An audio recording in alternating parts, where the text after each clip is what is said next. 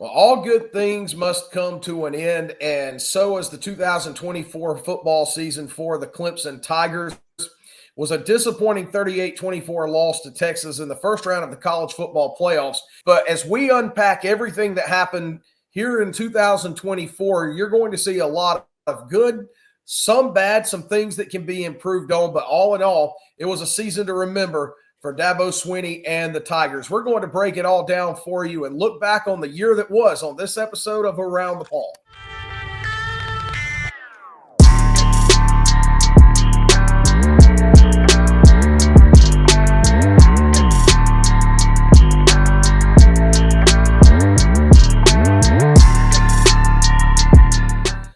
All right, guys, so another football season is in the books. The three of us all made the journey out to Austin, Texas for what turned out to be the last game. It was a 38-24 loss to the Longhorns. A disappointing final result, but I think I speak for all of us when I say I would still make that trip again 100 times out of 100. It was just an unbelievable atmosphere, and as a fan of college football, seeing a game out in Austin was really perhaps even a once-in-a-lifetime experience. And so, looking back at that game, aside from being disappointed at the loss, I'm certainly glad that we all made the trip out. Absolutely. I mean, credit to the Texas team, credit to the Texas fans. I mean, the fans are awesome. I know that some people had bad experiences, but the three of us were talking before we started recording the show that a lot of these Texas people were just incredibly genuine, incredibly welcoming, and just wanted to kind of just show us the city of Austin, which I loved. So, special thanks to them. But Garrett, I think you said all the right things. I think that obviously with the season ending, I think that there's a lot more good than a lot more bad coming out of this season, especially this game I believe this game was the closest game out of the 4 college football playoff games, which is a little bit of a disappointment based off how the first round playoff game, this is the first year of it, how it ended up. But this game was a lot closer than the score entailed, especially towards that third and fourth quarter, because there were some very tense moments. But there's obviously things to fix on this whole Clemson team as a whole. But overall, it was, again, an experience like no other. I would make the trips, the connecting flights. I mean, we were all talking about how we were back home and the crack early Monday morning, like between 3 and 5 a.m. Exactly. Mm-hmm.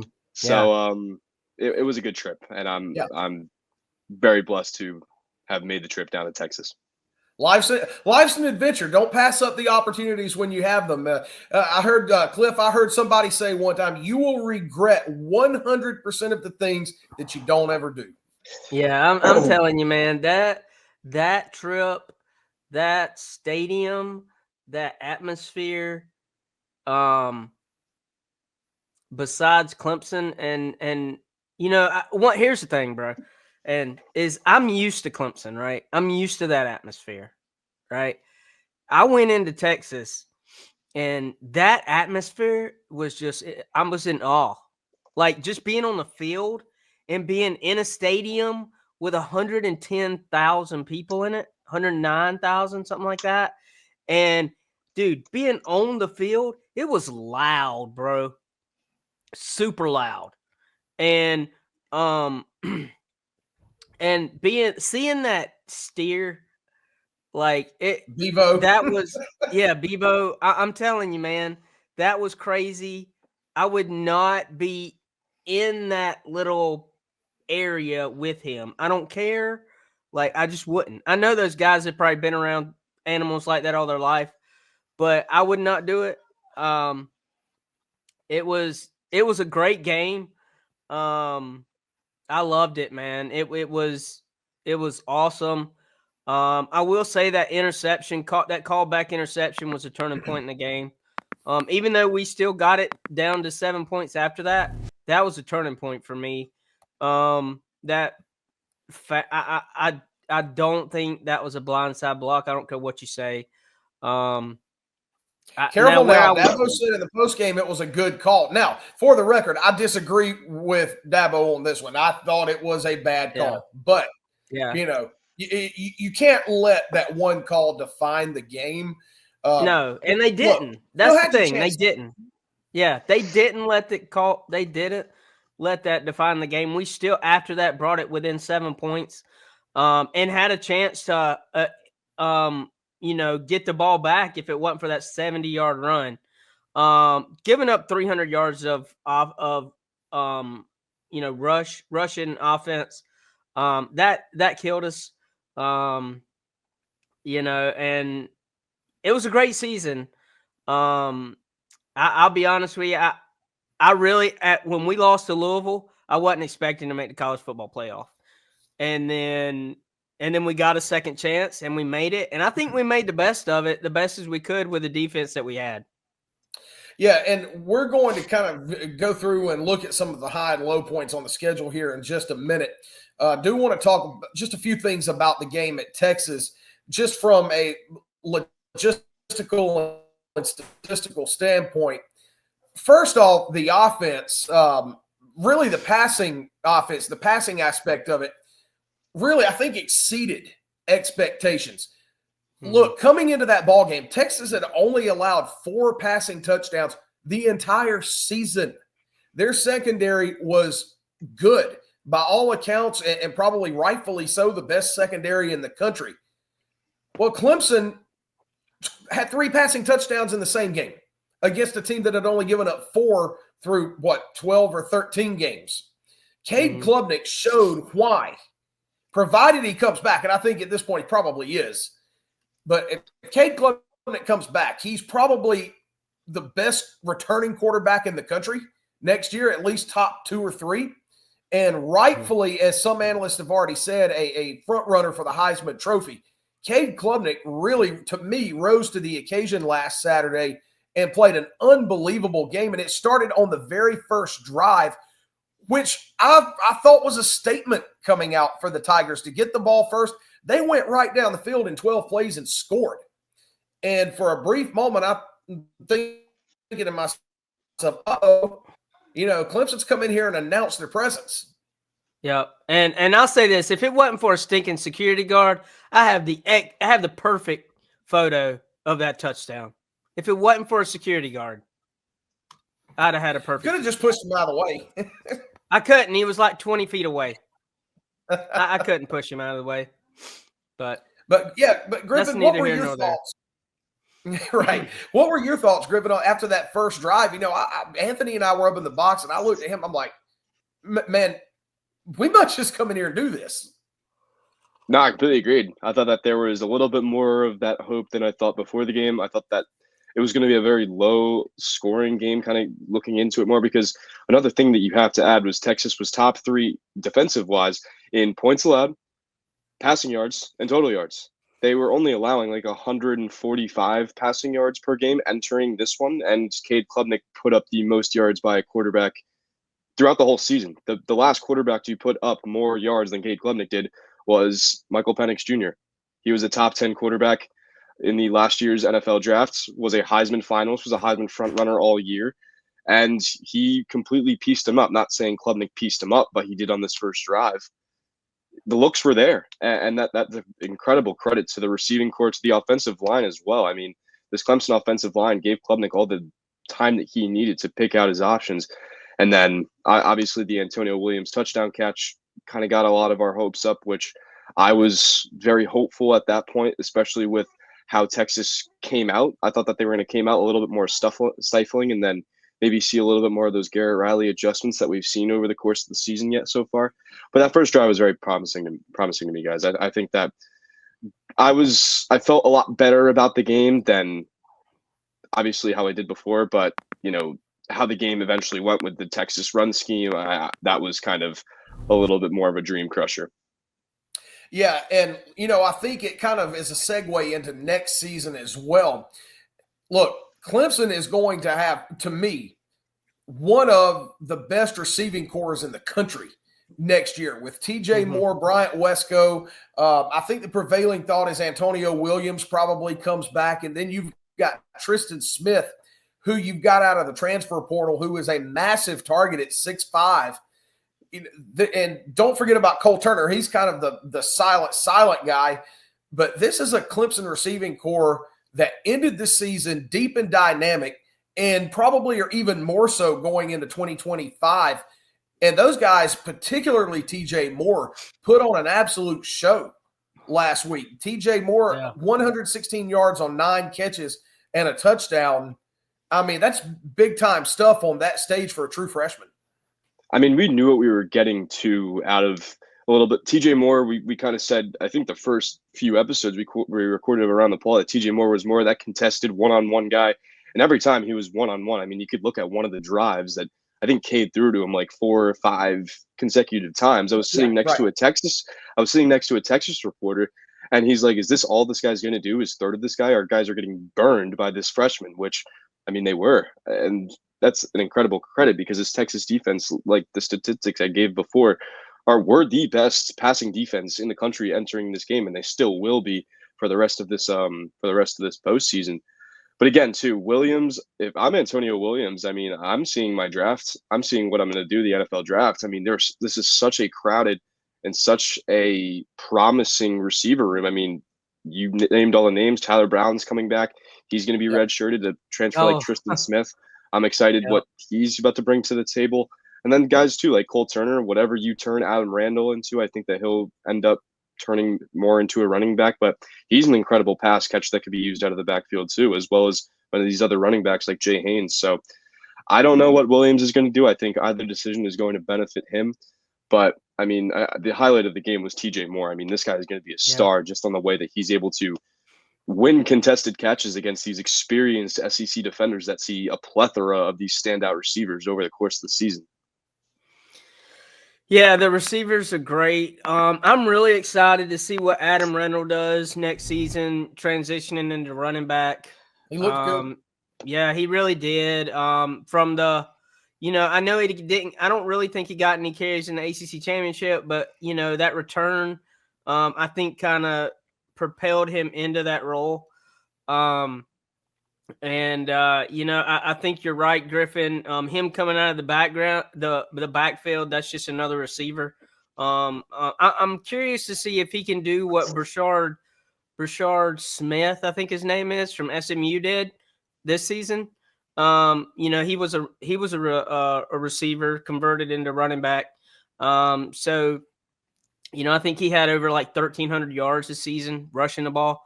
I'm curious. I'm curious to see, if Gideon Davidson can come in and maybe compete for that number 1 position at running back. Right now, I've seen a little bit of film on Gideon Davidson, and I think that he can definitely come in and make a difference. But I think in my eyes, it's Adam Randall. RB1. That's just me. Don't forget about Ezume. Ezume, yes, yeah, I know. He just didn't see a lot of the field this season, so I didn't see a lot of film on him this season, right? I didn't see him. Right. So and look, and I didn't see Jarvis Green. Jarvis Green had a touchdown catch against Texas. Yes, he did very well, considering the touches that he did have. So I'm excited for that running back room. I think there's a lot of depth there too. I feel like, as long as nobody transfers, that still can happen. I think, because isn't there another window coming up? Is tomorrow, so yeah, but I think there's crossed. Tomorrow. But there's another window, right? Isn't there another window coming up after that? Spring window. There should be. Yeah. So, nobody's transferred yet that we know of except a backup wide receiver. I think his last name's Crosby. And Hoffler. Oh, Hoffler? I did not see that. So yeah, Hoffler entered the portal. Oh, wow. We got the DN, so that's why he did it. Yeah. Yep. So, and if you ask me, that's on him, I think, because he didn't. This is just me looking from the outside in. I mean, he didn't do what it took to get on the field enough, and so they felt like they had to bring somebody in.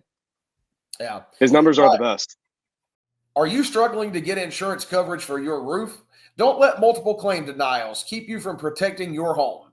Sovereign Roofing has a team of experts who know the ins and outs of the system. allowing us to be your professional guide. With up to 2 inspections included with a denied claim, we make sure your roof is properly evaluated and your insurance company can't deny it twice. From new roofs to repairs and insurance claims, our staff provides exceptional service and ensures you get the best results. Trust Sovereign Roofing for all of your roofing needs in South Carolina. Well, I'm going to, and again, I'm working backwards here. And so I'm going to segue what we saw against Texas and work it backwards through from now really to the start of the season.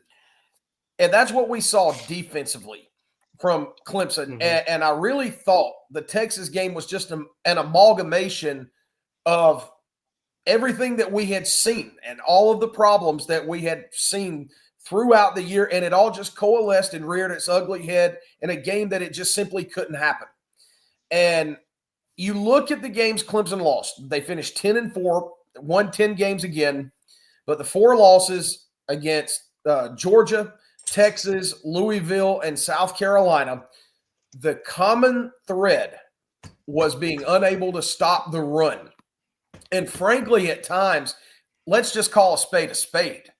It was porous, particularly on the left side. There was just no answer. To me, I think the Louisville game for me was rock bottom defensively. I think that's about as bad as it could have been. And then Texas wasn't all that much better. You're talking a Longhorns team that really came in they were not a prolific rushing team. And to me, they're still not. They had their best game running the ball all year long and quite frankly abandoned the pass because they could do whatever they wanted to do. Everybody had a good running game against us. Right. And so take stock of that from an entire season standpoint. What it was this year going into 2025, how do you fix it? Something's got to change. I mean, are we talking coaching changes here? And I know that's the prevailing thought amongst the fan base. Unfortunately, the fans, are not involved in the decision-making process. But be whatever it may, something has got to change. This is the only downside of what I've seen from this season because you've had I think that this season is considered a success. You accomplished 2 of your goals, college football playoff appearance, ACC championship. I mean, against all odds, you were able to do that. You're returning most of your offense. Oh, you didn't win the opener. You're right. You didn't win the opener, but you returned most of the offense. You returned one of the best returning quarterbacks in college football, like you said, Garrett. The only thing is what's going to happen defensively. And I know I'm young. I haven't been around the block like you two have been in terms of what happens. Hey now. Okay. Hey now. But I don't. You guys might agree with me, but tackling is a coaching issue. I don't think it's a player issue. I think it's a schematic issue. And there were multiple times, and there were people I were talking to in the box that they just weren't ready to read a Texas run scheme, which is very funny because Texas had been without their starting running back all year. CJ Baxter, he tore his ACL before the season started, so they even downgraded them even more. And 2 running backs were able to put 100 plus on them. I mean, if you look at their yards per carry, 6.1. You're not going to win games when that happens. It can't happen. You can even look at the total stats, and I mean, Texas had about 80 more than Clemson, but Clemson threw the ball 130 yards more than Texas did. That should show you the type of game that this had. And this is how Clemson have lost multiple games. They lost to Georgia like that. They lost to South Carolina like that because they couldn't make tackles. Louisville, same way. They let Isaac Brown open up the field, and Clemson weren't able to respond. This run game has to be fixed. If it's fixed, I think that this team is one of the best teams in college football. And I think it's a coaching issue. I do think it is. You can point fingers at whoever you want. I'm not going to say names because that's not my power to do so. But that's generally a coaching issue when you're not able to read a run scheme and make tackles when it matters. So for me, it's not a player issue. It's going to be a coaching issue. Yeah, and no, I agree 100%. And, I'll tell you guys the same thing. I've preached it up and down. I've preached it off the walls and from the ceiling to the floor and off the windows and everywhere else. Look, we saw the Venables defenses at Clemson, the elite defenses that were as highly regarded as the Texas defense is this year, probably even better. The level of talent is the same now as it was then.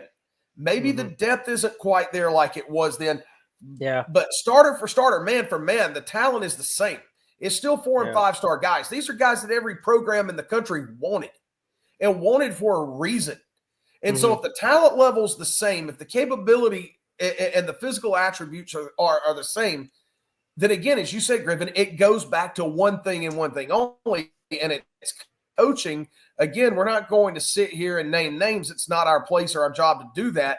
But we're talking just in terms of a broader scope. If the talent and the ability is there, then somebody somewhere down the line is not doing what they need to do to bring out the best in those guys. And we saw it time after time after time. Clemson went 10-4. They finished 10-4. Very easily could have finished with one loss. I'll give a pass to the Georgia game. It's first game of the year. You shouldn't have lost to Louisville. You shouldn't have lost to South Carolina. And if you could have mashed a grape and tackled somebody on defense, you're probably playing Arizona State next because you would have beaten Texas. Well, you wouldn't even be playing in that Texas game. You'd be where Arizona State is. Yes. You wouldn't even be playing in the first round. We'd be playing next weekend or this next weekend or whenever it's being played. Right. And Texas probably would have played Arizona State. Yeah, exactly. But guys, the good thing is these are issues that can be fixed. And while it was disappointing to see this year, but there are avenues to get this fixed going into next year. And I think it started adding Will Helt out of the transfer portal. This is a big-time guy, 6'6", 265 pounds, who was a star this year. He was one of the best defensive ends in the country. This is a guy that makes an immediate impact as soon as he steps on campus. So I agree with the sentiment. If you can get the defense fixed, if you can get it back to some semblance of what it was 5, 6, 7 years ago, I'm not even talking number one. I'm talking just top 20. With what's coming back offensively, Clemson on paper has the capability to contend for a national championship next year. And I'm sure we'll get some people in the comments call us crazy, and that's fine. But our opinion is our opinion, at least mine is. This is a Clemson team that is right on the cusp of being able to get within sight of the mountaintop again. Exactly. We've been waiting on a Clemson offense since Trevor Lawrence left 4 years ago. This is a national championship type offense, and we saw it against Texas. I mean, playing in an away crowd like this is only going to help these players that are going to return. And again, too, if you're looking at the key defenses pieces that are coming back, why not look at the guy that led Clemson in tackles, Sammy Brown? At least in the Texas game, he had 10 total. He had a tackle for a loss. Wade Woodaz will be back. He had 8 total tackles, tackle for a loss. He broke up a pass. That's a big one. I mean, losing Mickens is huge. He had a big game against Texas, as he should. Peyton Page, another big loss. Barrett Carter. As long as Avion Terrell lays back on the penalties, because a lot of those have hurt, he should have had that interception on Texas's final drive. They eventually scored a touchdown. I thought that was a key play in the game. I think that he'll be back strong, especially with it being his junior year. Ashton Hampton, another big guy. Sweeney is raving about this very young core, especially around the cornerbacks. I think Ricardo Jones is another name that we're going to know. Yeah, Khalil don't forget Barnes about is another Khalil. name that we should know. Jaden Lucas, I don't really know, but picking up a guy like Will Helt's so important, and that's why Hoffler left. So it's going to strangle his minutes, and you obviously want more playtime elsewhere. But you need to fix up this defense, no matter what it's going to do. You have the pieces right now with a very good front four: Peter Woods, T.J. Parker. I mean, Woodaz is a senior. Sammy Brown is going to have another year under his belt. The secondary is very young. This is your chance. This is the window. I think it's only one Williams window. could come back, could he not? Yes, he can. He had 2 sacks. It's another big player. Yeah. So, I mean, the pieces are there. As you mentioned it, T.J. Parker on one end, Will Helt on the other. You've got some guys who can clog the middle, like Peter Woods. Vic Burley is another one. If he can finally get healthy and take the next step in his development, That's one we haven't mentioned. Steffel and Green is, I think, on the cusp of being able to step in and make a big impact. So it's a defense that really could improve. You've just got to have everything laid out schematically and development-wise from the coaching staff, but it's right there. The pieces are right there, and you can rectify the mistakes that we saw this year. And frankly, you better rectify them, because looking at the schedule on paper, next year's schedule is a pretty tough one. There's some games that going in, you better strap it up and be ready to play. LSU, right out of the gate. South Carolina, I think, is becoming more of a proven commodity. They're going to be pretty good. North Carolina, let's see what Bill Belichick is able to do with them. Louisville. And we're going to North Carolina, by the way. Yep. Yes. We're going to North Carolina. I'll be at that game. Look, you're going to Chestnut Hill. That's always a tricky proposition. They've been able to keep games with Clemson close up there. Florida State, I don't see them being as bad again. I don't know how great they'll be, but on paper, you've got some games, 5 or 6 of them really, that make up what I think is going to be a pretty doggone good schedule in 2025. Yeah, I mean, the other games that you didn't mention, Georgia Tech, best coach team in Georgia football. Tech, right. They could have beaten Georgia a ran for their money in Athens. Yeah. That's what I was about to say. They should have won that game. Syracuse too. Yeah, they should have won that game. They should have beat Georgia. Shoulda, coulda, woulda. But I mean, look run at the this ball. season, You beat though. Georgia. This was still a good season. You played 3 college football playoff type teams. It's only going to help you. You can consider this team to be a very young team. So I think next year is going to be your window. You have everything that's in front of you. I mean, if coaching changes are changed and you get a Clemson defense, the Clemson defense of old, that's your window. Next year's your year. That's your all-in year. And you have the schedule to do so, the schedule to back it up. That's what's got to change is the defense. And the offense, I mean, the offense did great this year. I think they just continually get better, but the defense has got to change, at least in the running game. Yeah. At least and 4 starters back on the offensive line, too. And you cannot downplay just how much that type of continuity up front on offense can mean for Klubnik, the running backs, and everybody else. You return 4 starters on the offensive line, and you've got some guys that are coming up that can plug and play and fill that one spot, then you feel really, really good about the offense. Couple that, as we said, get the defense shored up. This is a Clemson team that could hurt a lot of feelings next year. So all the haters that might want to drop in the comments, come on, bring it on. Yeah. Bring it on. Because even after losing to Texas, I left that game feeling very confident if the right moves are made about what next year can hold, and probably the most confidence I've had between one season to the next in quite some time. I agree. I agree.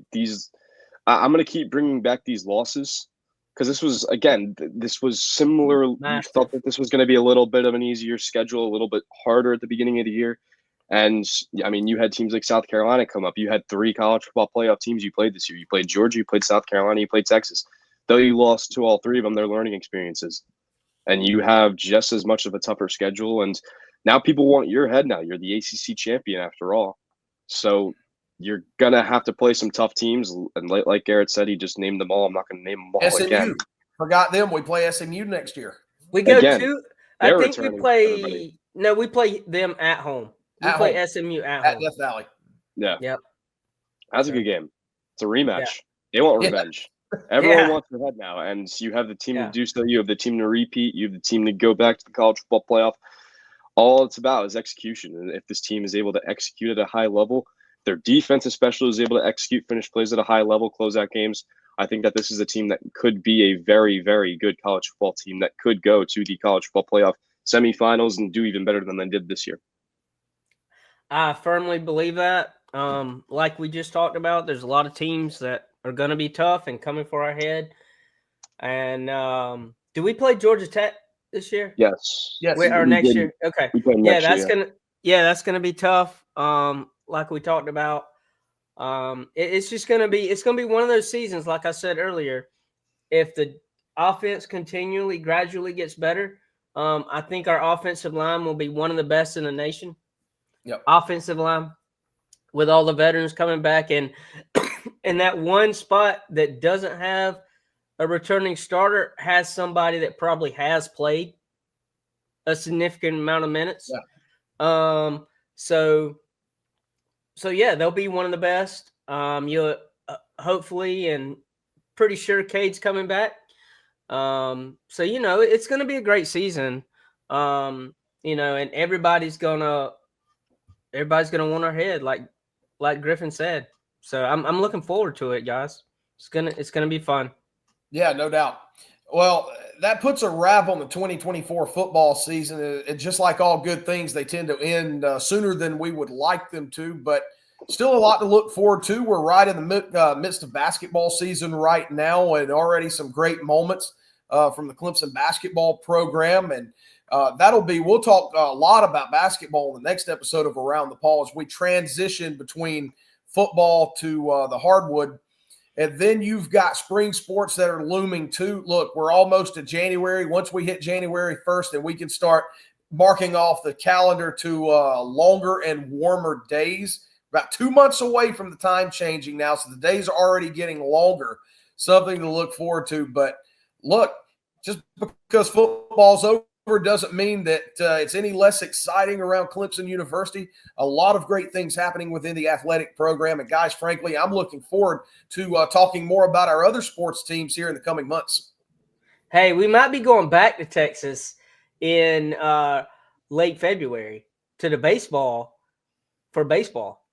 We might be going back there. I know my wife and I are going in April for vacation. Yeah, so I'll be going back to Texas in a few months too. Just can't get enough of the Lone Star State. Mm-mm. So there's your shout out to any Texas fans who are watching this. We'll reiterate again. I've loved it every time I've been out there. 3 times and counting now to the state itself. Great hospitality last weekend. We appreciate it. But, hey, let's get ready for some basketball and then what lies beyond that. And then we'll start counting down the days. They call it the Hill Watch. And before you know it, Tigers will be running down the hill in Death Valley again, getting ready to take on the LSU Tigers in August of 2025. Yep, we always say it. We'll sign off with it again for the final time for 2024 Clemson football season. We appreciate everybody, and go Tigers. Go Tigers. Go Tigers.